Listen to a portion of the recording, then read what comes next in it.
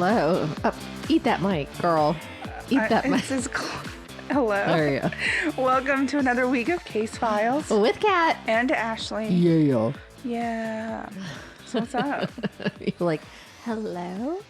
Oh, nothing. I'm so tired. Yeah. So tired. How's your week? It's been a week. It's definitely like every week. It's just, I don't know. I joys feel like, of being a business owner. right. I'm not me, like, right. I'm not agreeing with you, but I'm like, yeah, I can't imagine, as I am not a business owner, but I'm tired. Oh, I bet. Yeah. So yeah, Oh that's from doing theater. You know what that's like. No, I don't. I could never, ever. We're like the odd couple. Never in my life do I want a crowd of people staring at me. Those of you who know the Odd Couple or memorizing lines. Could not happen. I can barely pronounce normal English words, let alone fucking Shakespeare or whatever. Would never happen. Anyways. Oh, it was so much fun though. It was so much fun. It was fun to be like in drag. And it was so funny because I was like, wearing my beard and, my mustache and goatee. And I was backstage before the show started. And one of my castmates was just talking to me and she was kind of giving me this weird look. And then she kind of goes, Do you know how androgynous you are? And I was like, yeah, I do. She was like, you're confusing me a little bit. Like, are you a hot guy or it was funny. I am a handsome dude. I'm a handsome dude. I look like my brother with that, with the goatee. Yeah. Okay. I looked like my brother. So it was kind of weird. But yeah, anyway. It was good. It was fun. That sounds like fun. That's my story. It's your story. I'm just so brain dead. I'm like, what? Like I told you, I scared myself thinking I didn't even do it. Like I showed up to do the story and I'm like, oh wait, did I even do it? Oh my God. Guys, don't ever start a business or a podcast. Don't ever do either of those things. We love it, but it's yeah, this does not have alcohol. Oh my God, I'm not even drinking. My liver needs to take a break. I'm drinking water from my broken tumbler. It's still broken. Yes. It's a long story, guys, about the broken tumbler that no one cares about, but just know. I love this tumbler and I'm not getting rid of it, even if it's broken. We don't get rid of broken things. Now that everyone has left the I know. Hey, so just give us a story. Well, I'm going to also say, because I don't know when people will listen to this, but if you try to listen to season 8, episode 14, it was the wrong audio.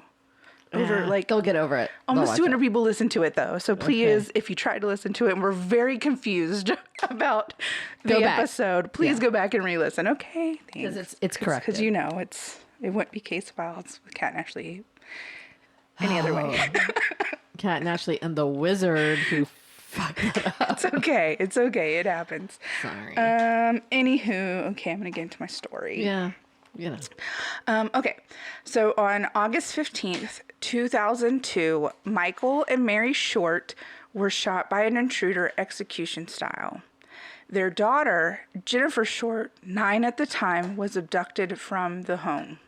Now, at the time of their murders, Michael was 50, Mary was 36, and Jennifer was 9. Okay, Michael was born February 18th, 1952. He had a brother and 2 sisters. Michael had been previously married. Before meeting Mary, and he had 3 sons, but that marriage ended up not working, and the 3 sons were not in the home with them when they were kind of grown, living with the mother. Now, Mary Hall was born April 20th, 1966, and she was she's part of a very large family. She had 6 siblings. Michael and Mary, they would meet, and they ultimately got married, and they had their daughter, Jennifer. And Jennifer was born July 12th, 1993. She was described as a sweet girl who had a very close relationship to her parents. And at the time of her abduction, she was attending 4th grade at Fisboro Elementary School. So they all lived together in, excuse me, like I don't know what's going on with my voice here. They all lived together in Oak Level, Virginia. It was a very small community. It was just outside of like Greensboro, North Carolina. It was maybe like an hour north of that. And it was just, again, a very small, close community. The population was under 1,000. The family was known to be quiet. They were very close-knit. They often kept to themselves, but everyone said that even though they were kind of private, they were always welcoming. They were always very polite. They were very friendly. Like, they weren't, like, closed off and, like, rude to her. You know what I mean? Like, they were just private. Anyways, they owned a business called MS Mobile Home Movers. The MS stood for Michael Short. He owned and managed the business that transported mobile homes across the state. Now, Mary also worked in the business, and the business wasn't doing great in 2002. The family had actually put their home up for sale, and they were planning to move into a mobile home of their own. And throughout 2002, Michael had considered moving the family to North Carolina, and he'd visited several cities in South Carolina to try and find one. However, as I mentioned, Michael and Mary were shot, so the family never got that chance. They were still living in their original home when the murders occurred. They were in North or South Carolina? North Carolina. But they had talked about moving to South Carolina when the trouble was going on with the business. Okay, got it. Oops, sorry. On August 14th, Michael and one of his employees, Chris Thompson, spent the evening working on Michael's truck. Chris would state that they stopped working close to sunset and he returned to the motel where he was staying at that time. Around 11 p.m., the family, they were hungry. Mary didn't feel like cooking, so they went through a Burger King drive-thru in Collinsville to grab a late dinner. And this is the last time that anyone would report seeing any of them alive. There is not really much known as what happened between the time they left Burger King and the time that they were discovered the next day. Like, was there a video of them in Burger King? There was a video. I mean, there was video of them going through the drive-thru because they went through the drive-thru, and they did make it home. They just don't know what happened between 11 p.m. and the time they were found. If they were followed or what was happening. Right. At 9 a.m. the next morning, Chris, the employee that had been working on the truck, arrived at the home, at Short's home. He had planned to meet with Michael, and they were going to drive to Christiansburg, where they were going to pick up another pickup truck for the business. When he got to the home, he noticed the garage door was open and figured that Michael was just maybe inside working. He would find Michael was shot on the couch in the family's garage, and so Michael was sleeping in the garage and Mary would sleep indoors just because of like sleep schedules and just different reasons. They weren't unhappy. They were happily married. He would sleep in the garage, watch TV, and he didn't want to disturb Mary, who was sleeping in the house, so he would watch the TV garage. Anyways, that's where Chris found him. Now, Chris did not go into the home. He immediately called the police.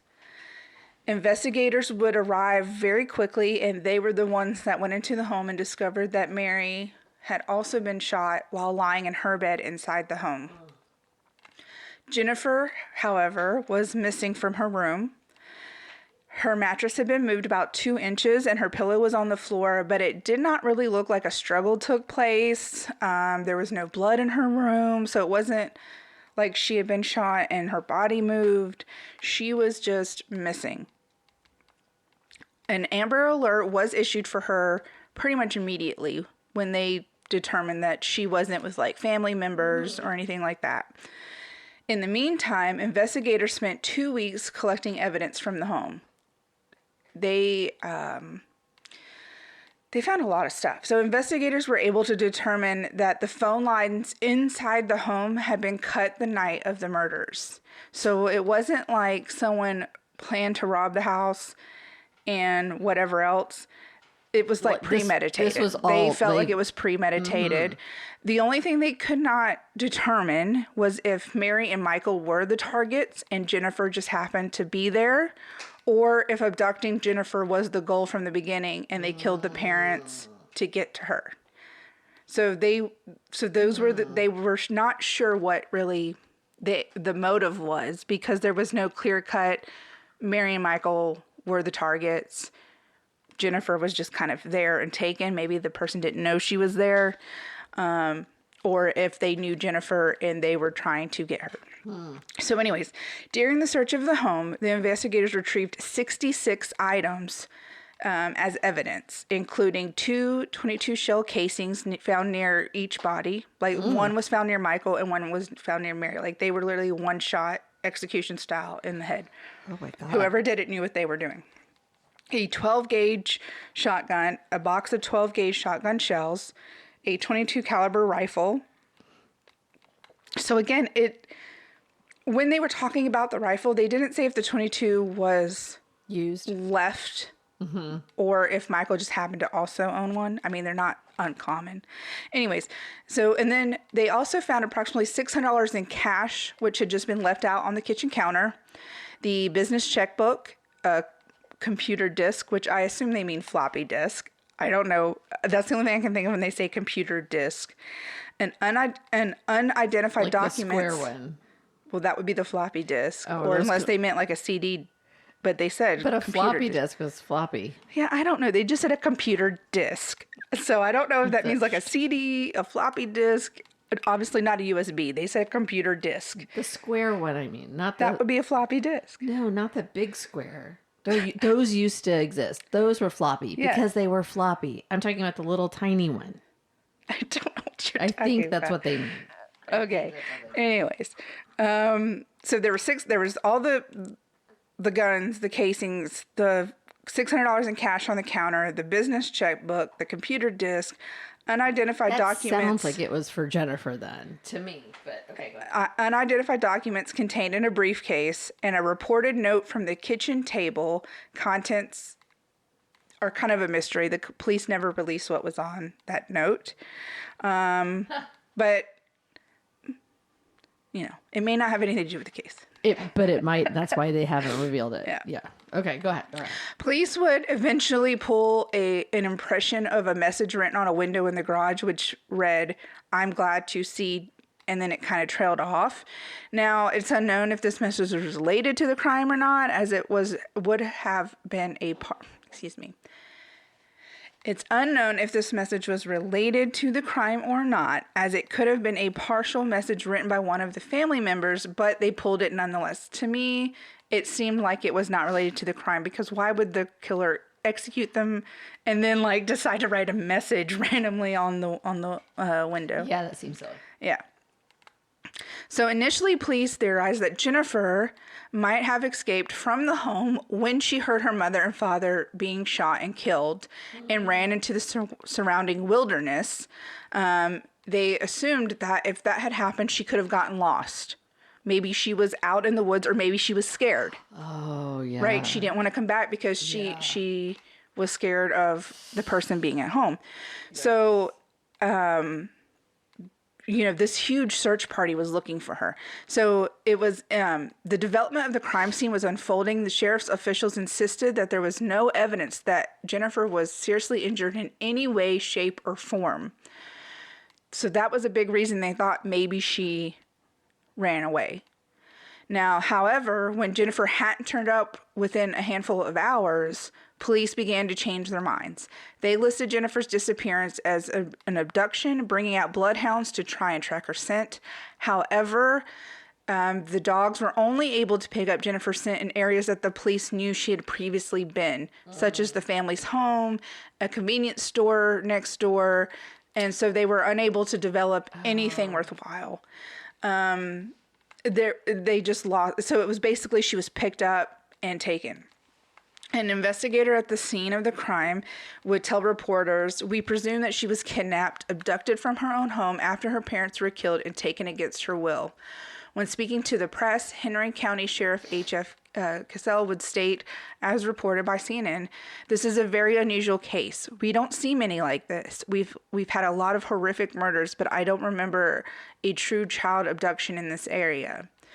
So after issuing the Amber Alert, officials would receive tips from states as far away as Missouri, but none of them actually led to the whereabouts of Jennifer. It would take 6 weeks of searching, and sadly, on September 25th, the skeletal remains of Jennifer were found in Rockingham County, North Carolina. Residents came upon her body in a Stonesville Creek about 35 miles south of the family home. Members of the Albert family, they actually lived on the property, and they found the child's teeth in their driveway. Their dogs, Blue Girl and Zeke, had gotten a hold of what they initially believed to be a turtle shell, but it actually turned out to be Jennifer's skull. Oh my God. I don't know about you, but if I was outside and my dogs came trotting up with a human skull in their head, like in their mouths, I would lose my mind. I would fucking lose my mind. It would later be determined that Jennifer also suffered from a gunshot wound to the head, but due to advanced decomposition, it could not be determined if she was sexually assaulted or not. It doesn't make sense why they took her and shot her somewhere else, but they did. And so it is not determined why she was taken from the home. They couldn't determine where she was murdered, like if she was actually murdered under the bridge where they found her, or if she was murdered somewhere else. Now, Eddie Albert, the man that I mentioned that owned the property, had told the police he had also found hair on the property, which he initially disposed because he didn't realize it was human hair. He was like, that thought never crossed my mind that it would be human hair. And so, but investigators were able to retrieve the hair and continue searching for more bone. They were successful in locating more of Jennifer's remains. In all, 1/4 of a small skeleton was discovered in this area under a bridge nearby. The DNA samples were sent off to labs for testing, and they came back positive for Jennifer on October 4th, 2002. The investigators, they would comb through all of that evidence that they had retrieved from the home and from underneath the bridge. In interviews with people who knew the family, they searched for any type of clue on why the Shorts were targeted, but nothing would ever indicate a motive of why they were executed. Over the years, the bodies of Michael, Mary, and Jennifer would dig them up, like randomly, and not really explain why. They would just do different testing at different times on the 3 bodies, but no concrete developments ever came from them doing this. And they never explained why? They just said different testing needed to be done, or we're going to check this, or this theory. But no real concrete, reasons, and nothing ever came from any of that. So early on, there was a lot of speculation in the case surrounding the potential motivations of whoever did this, like why they had decided to kill everyone in the household but singled out Jennifer. So some speculated, while this speculation remained unanswered following the discovery of Jennifer's body, many believe that the girl had been targeted by their killer since she was the only victim abducted. So many do believe that she was the target. She's so I know. Cute. God. The level of foresight into the crime, such as them cutting the lines, making sure the family was home, and isolated, they knew that Michael slept in the garage. They knew Mary was in the home, in her bedroom, shot him execution style, 1 bullet each. They said that took out a lot of pre-planning. So because they had chosen to shoot and kill Jennifer's parents inside the home, they didn't rob the home, they didn't steal anything, literally nothing was missing. So they had to rule out most possibilities and just all agree that the target was taking Jennifer. They still don't know why, but they just have to agree that that is what the motive was, because nothing else really makes sense when you look at the bigger picture of the planning that went into it and the fact that nothing was taken but Jennifer. Investigators believed that someone had previously seen or known Jennifer might have become infatuated with the idea of her. She was rarely ever, like, she was never really on her own. Like, she didn't, like, run around the streets and stuff and play.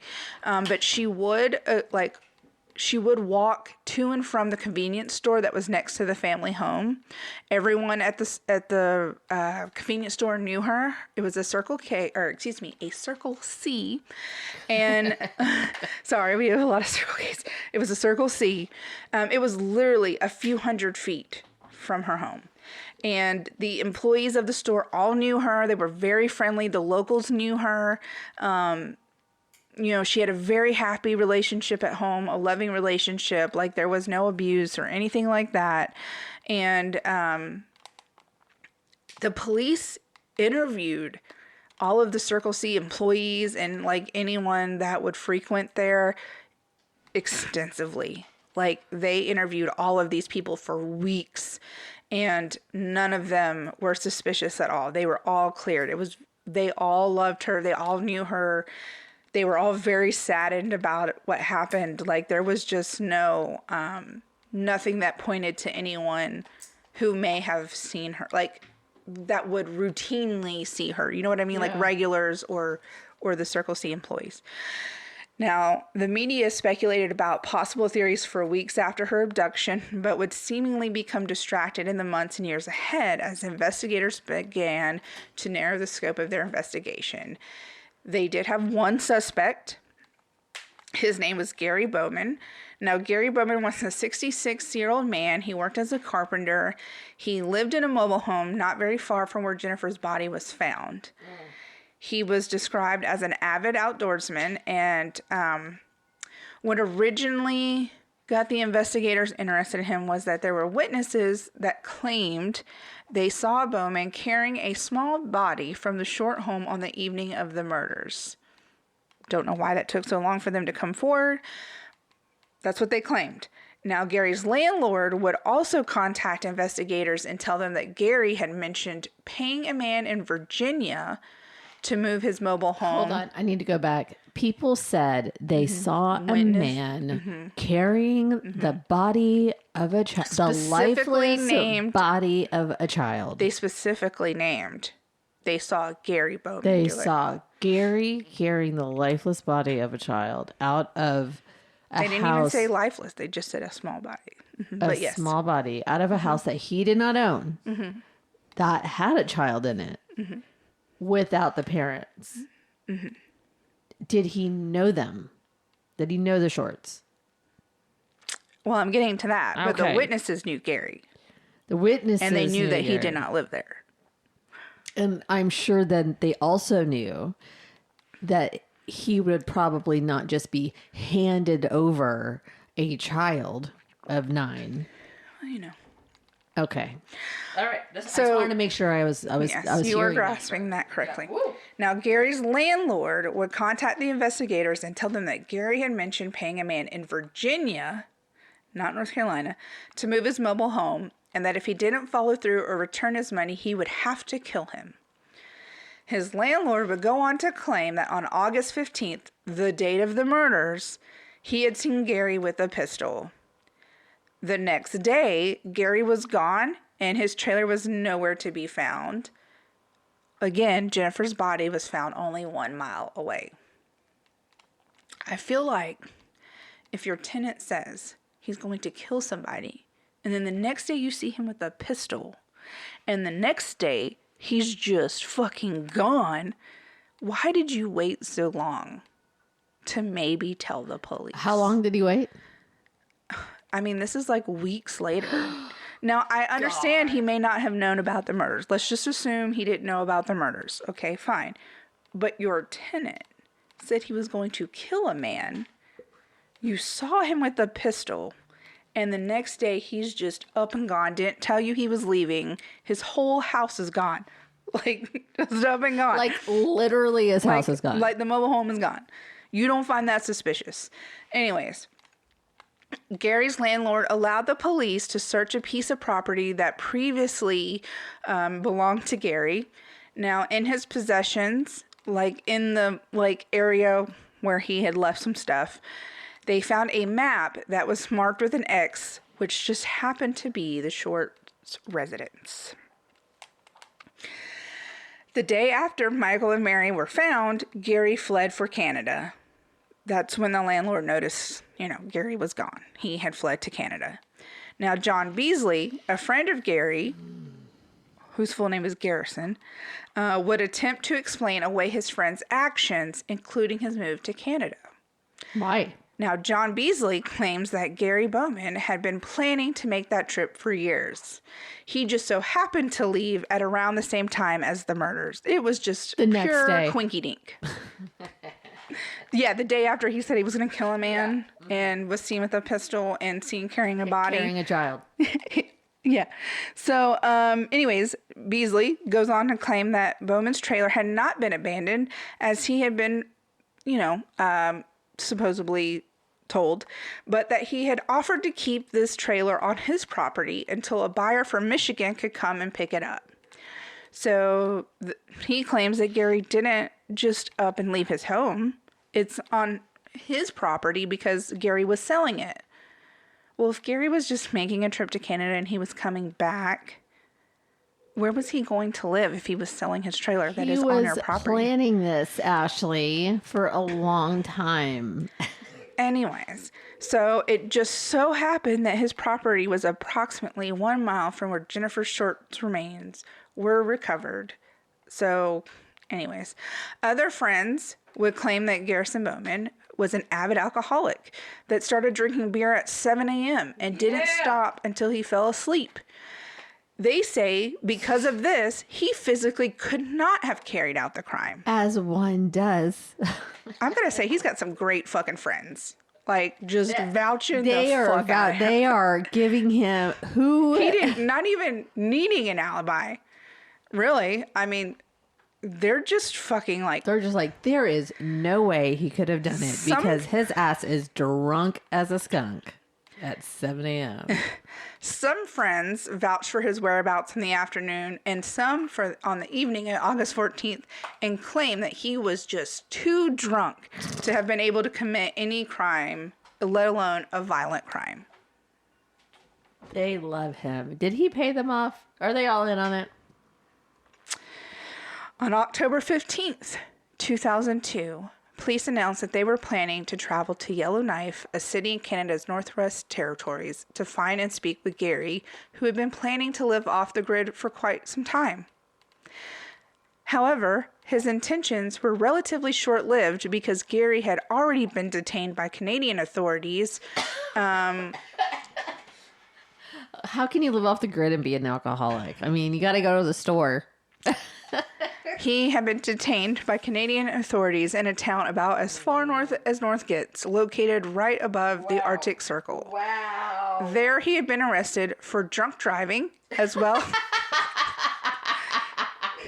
as violating immigration laws, having lied about prior criminal history, which included past convictions for drinking and driving. They deported him back to the United States, and he would remain in police custody throughout the month. On October 30th, Gary appeared in the court in Henry County, but was released from police custody later that day. He would remain released on his own recognizance until November 12th, when he appeared in front of a grand jury in Virginia. In a hearing related to the Short family murders, of course. However, no indictment would follow this jury, indicating that there was not enough evidence to even consider charging Gary with his involvement. How they determined there was not enough evidence to at least charge him or further question him is beyond me. Later that month, however, Gary was convicted for his drunk driving offenses from Canada and was sentenced to 7 days in jail, despite it being his second impaired driving offense. In the years to come, no charges were ever filed against Gary for the involvement in the murders of Michael, Mary, and Jennifer Short. He would continue to deny involvement in the crime, not only to police, but during all forms of questioning, he would also like just preach to the public that he was innocent. And he would, on rare occasions, speak to reporters that were trying to question him. It wasn't until 2005, nearly 3 years after the crime, that the spotlight began to move away from Gary. That year, U.S. Attorney John Brownlee unveiled a case against two men, Timothy Sampson and Jerry Mills, who he alleged had lied to investigators. These two had claimed to see Gary Bowman leaving the Short home carrying a young girl on the night of the murders the night that the murders took place. They lied about Gary. They lied about seeing him. Wow. Their false statements to investigators had led to the case being built around Gary, and hundreds, if not thousands, of man hours were spent chasing down leads concerning their claims. Wow. So what's up with these two motherfuckers? So glad you asked. Great segue. Sampson and Mills were charged with a list of crimes, including conspiracy, perjury, and providing false information to law enforcement. They were also reported to have threatened two men investigating the crime, wanting to pocket the reward money by linking Gary to the case. What? So that's all they were after, was the reward money. So they were just trying to pin it on Gary. They didn't like Gary. They were trying to pin it on him, and they wanted the reward money.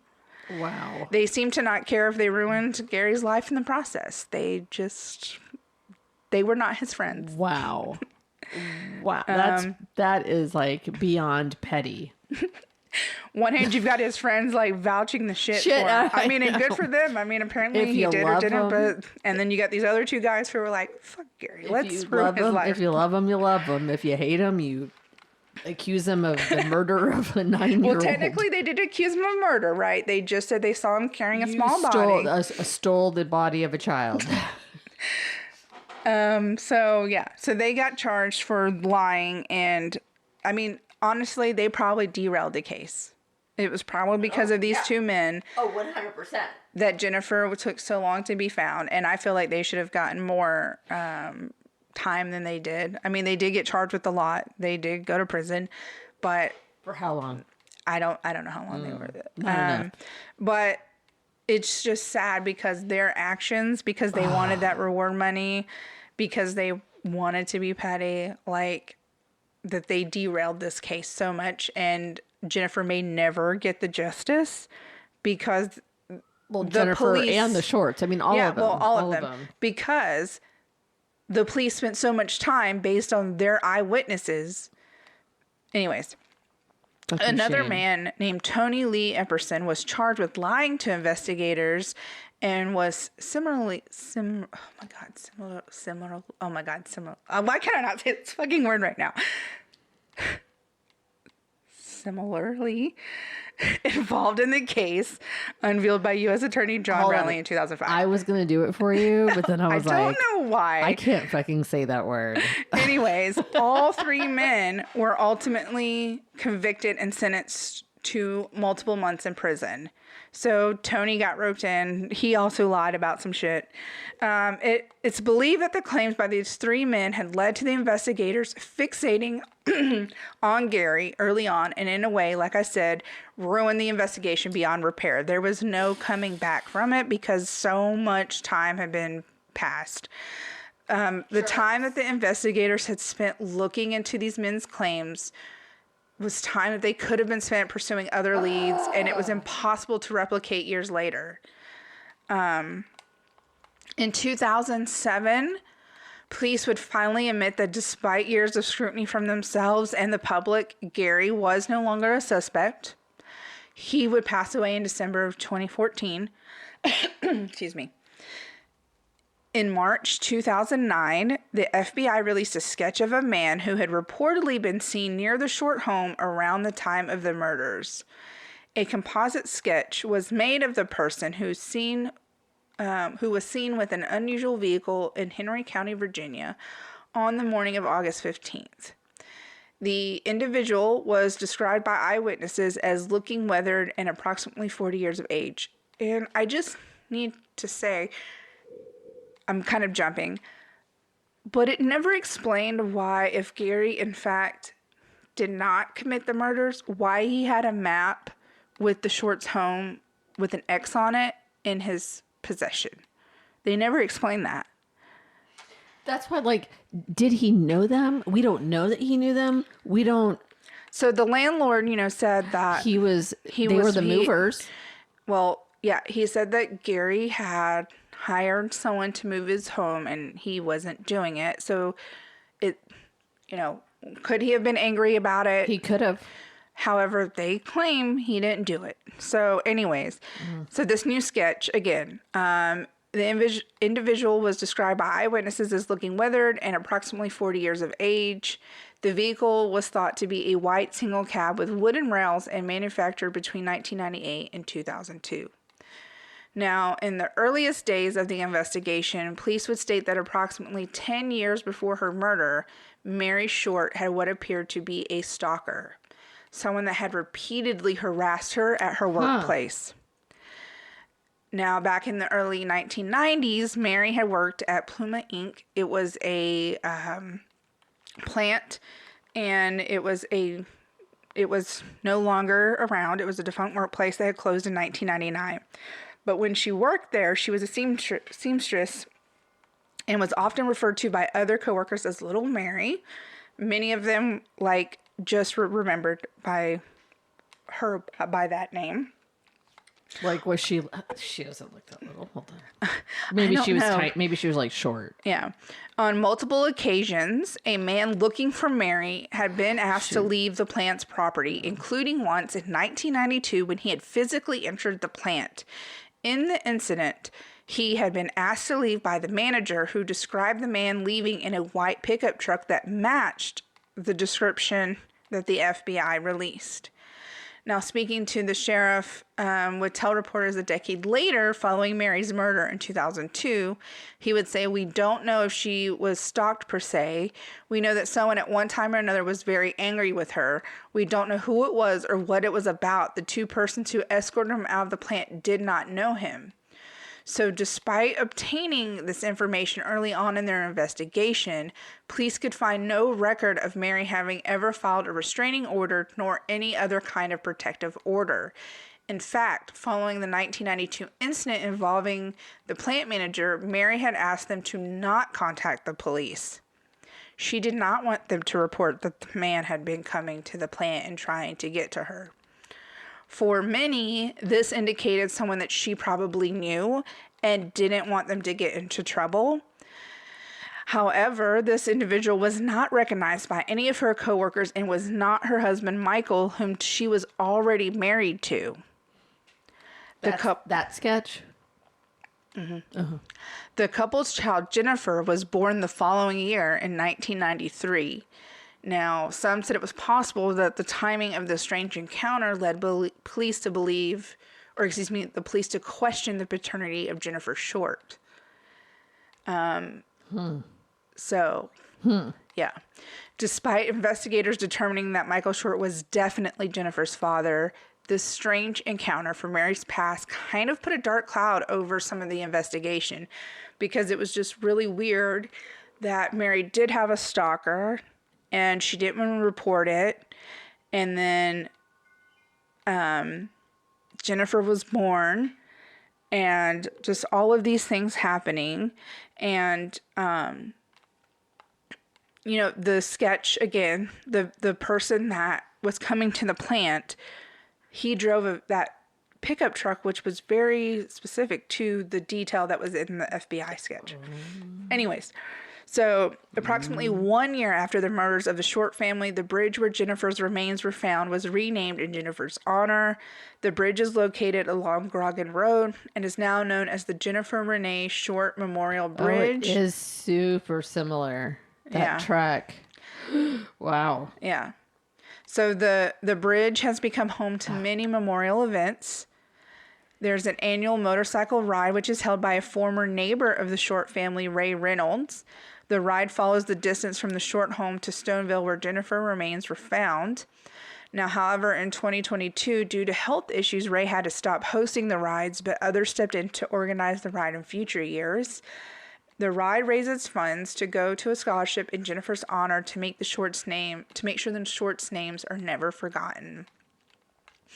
I do it to keep the memory alive and to try to bring somebody to justice, Reynolds said in an interview.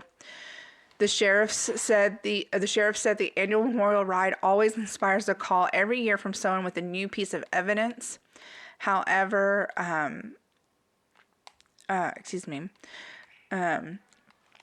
in 2022, again, that was Ray Reynolds' last ride. He was neighbored with the Shorts family when they died. He had organized the event every year. And again, because of his health issues, he had to step away. But he said, I made a promise. I continued to do this until someone who was brought to justice. And it just breaks my heart that this has not been solved. If any of you have kids, love your kids all you can.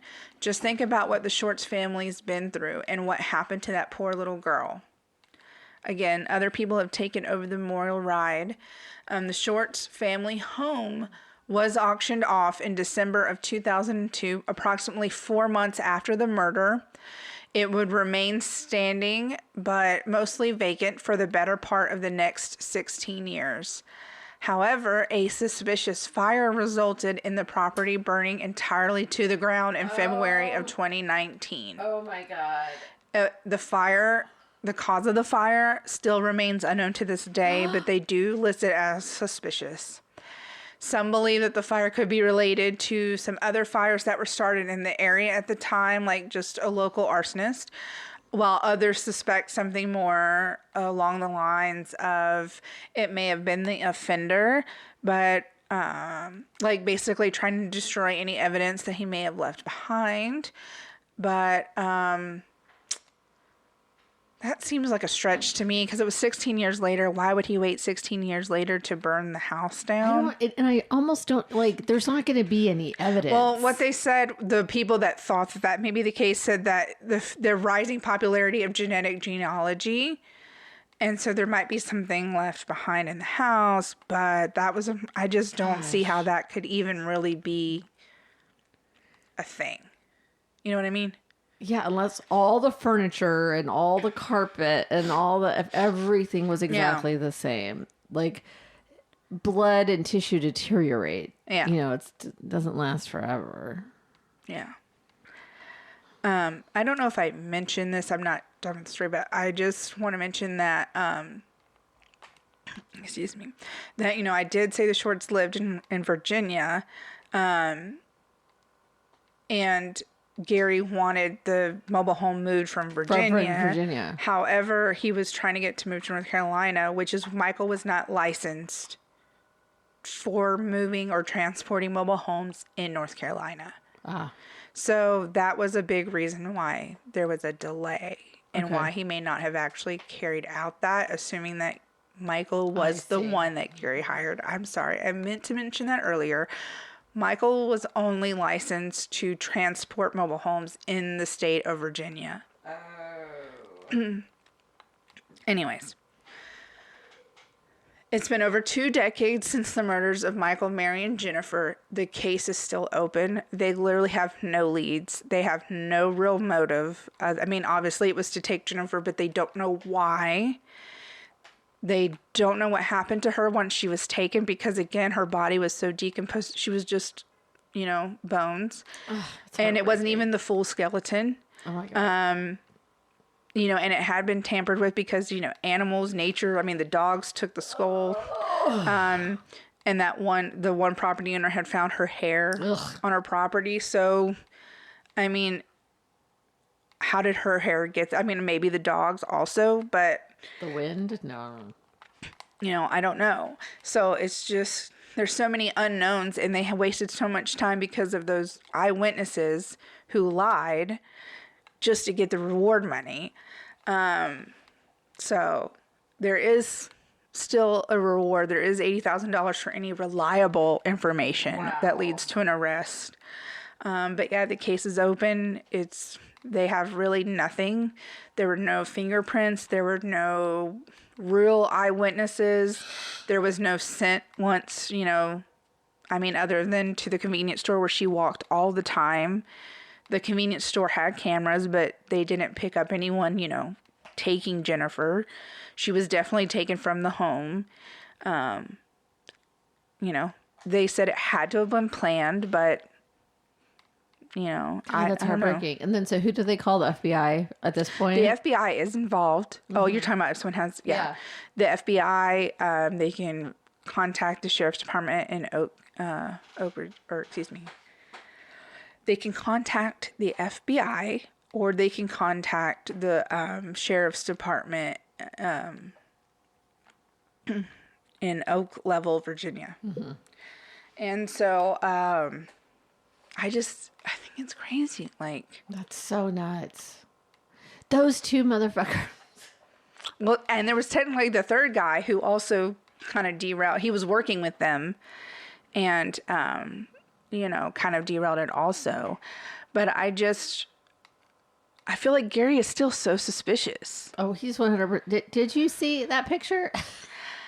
I just don't. I mean, I get they said he kind of looks like the sketch. I mean, he looks like the sketch. He looks like the sketch. He said he was going to kill someone in Virginia, which is where the Shorts lived. He was seen with the pistol the very next day. Murders happened. He's gone. He's in Canada.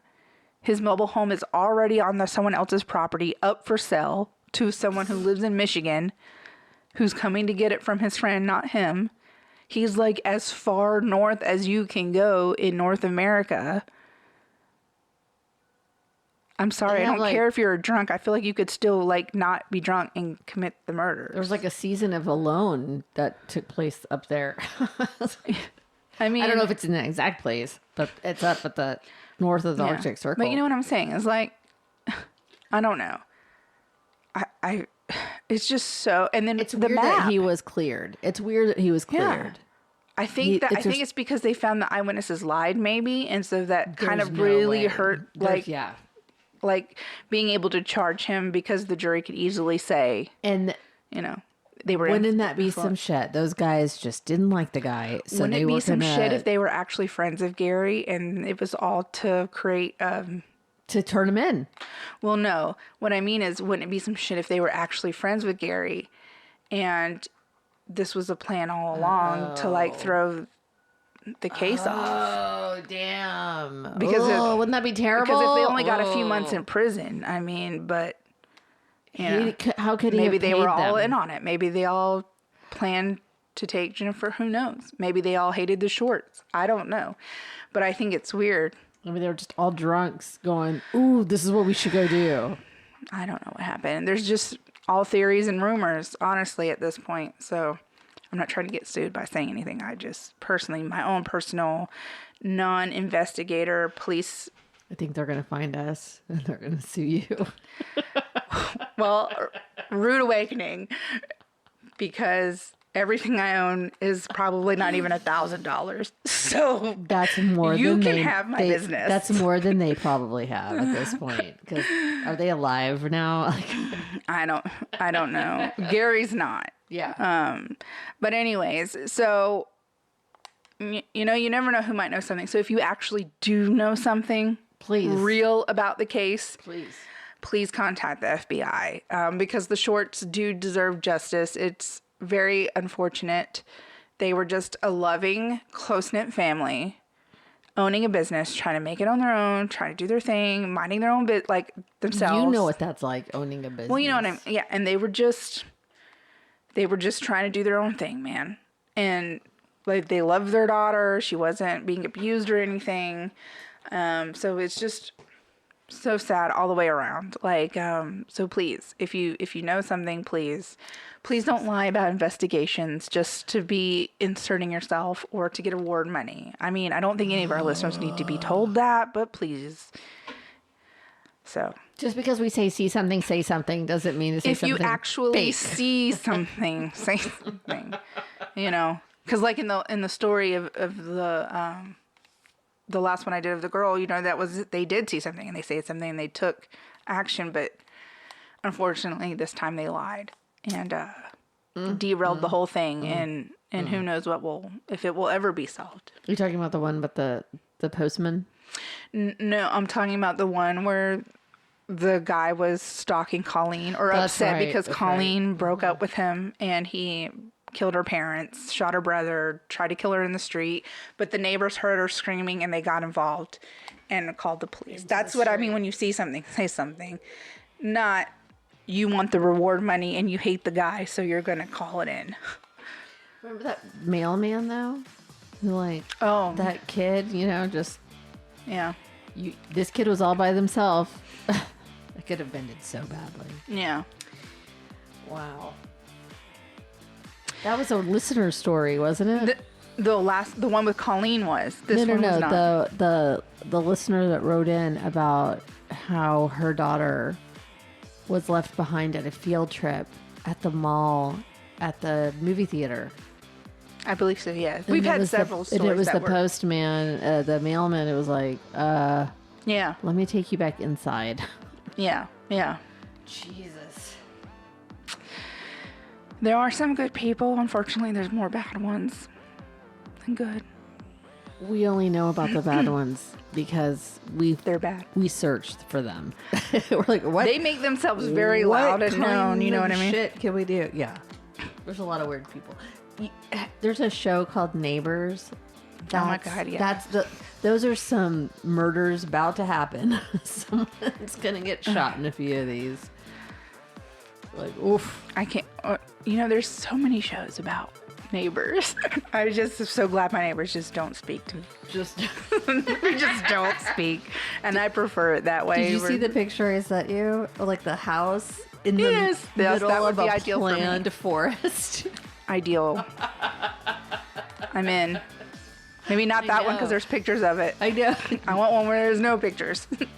Nobody knows. So funny, but it was just me like and my perfectly like planted trees. Like there's no randomness to it. It was just a grid of trees with a house. I love it. On a city block. Like that's crazy. Anyway, that's it. Yeah, that's it. That's all. I'm sorry. Oh, that's good. I have a couple of ideas for next week. Okay. I'm not going to make any promises. Okay. All right. But yeah, I guess. If you have a story, send it in. Please. We love them.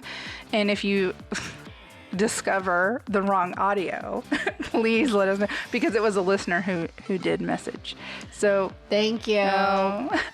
Thank we love you. We're guys. sorry. We love you. Until next week, see something, say something, and please be kind to one another. We'll see you next week. Bye.